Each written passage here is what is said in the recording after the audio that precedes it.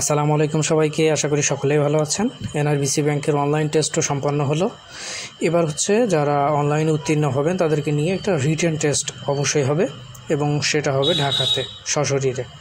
So যারা উত্তীর্ণ হবেন মোটামুটি 5+ মার্কস পেয়েছেন তারা সবাই রিটেনের জন্য প্রিপারেশান নিতে পারেন। সেক্ষেত্রে আপনাদের রিটেন কোশ্চেন কেমন হবে, কোন বই থেকে পড়বেন, কী ধরনের প্রশ্ন পড়ে, মার্ক ডিস্ট্রিবিউশনটা কেমন, এটার উপরে একটা সুনির্দিষ্ট সাজেশন দেওয়ার চেষ্টা করব।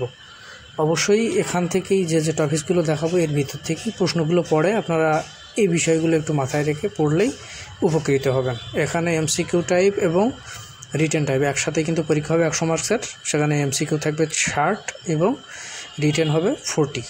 সম্পূর্ণটি ইংলিশ ভার্সনে হয়ে থাকে, অন্য ব্যাংকের প্রশ্নের মতো। এটা faculty of business studies, Dhaka university, এটা প্রশ্ন করেছিল 2023-এ।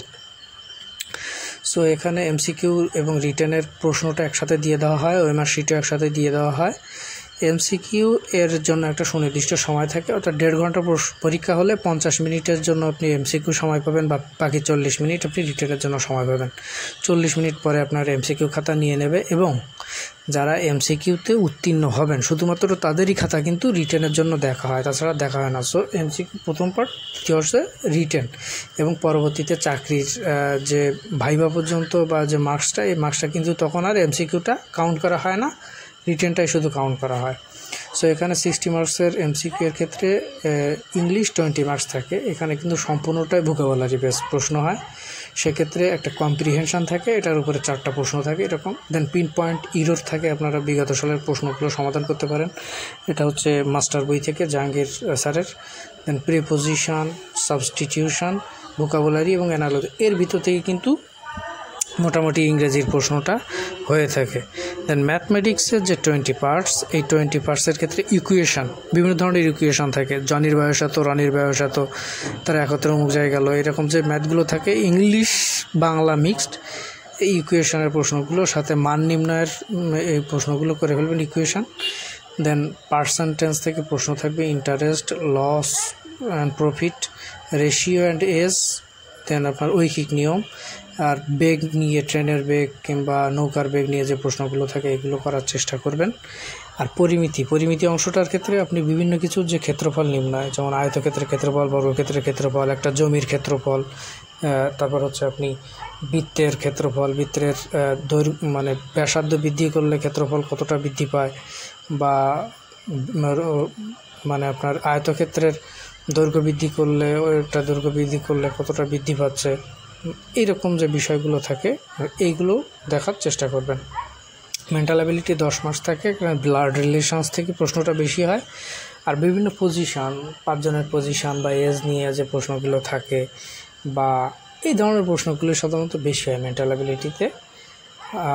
আপনারা বিগত সালের প্রশ্নগুলো, খায়রুল স্যার মেন্টাল অ্যাবিলিটি, এখানে এই বইটা থেকে সাধারণত টুকটাক প্র্যাকটিস করলেই এই 10 মার্কসের প্রশ্ন কমন পেয়ে যাবেন।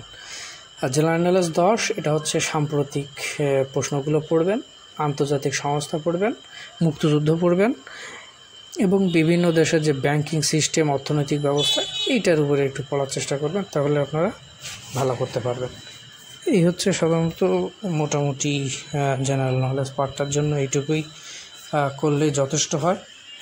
আপনারা বিগত সালের যে বিভিন্ন প্রশ্ন রয়েছে, শুধু কিন্তু এনআরবিসি ব্যাংক নয়, বিভিন্ন যে ব্যাংক রয়েছে এই ব্যাংকগুলোর বিগত সালের প্রশ্নগুলো দেখতে পারেন।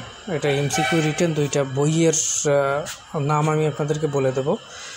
আর রিটেনের ক্ষেত্রে যে 40 মার্কসের রিটেন হয়, এখানে কিন্তু ফোকাস রাইটিং থাকে, ম্যাথমেটিক্স থাকে, এটা হচ্ছে 15, আর ম্যাথমেটিক্সে 15 থাকতে পারে 30, লেটার অথবা ট্রান্সলেশন একটা থাকতে পারে 10 মার্কস।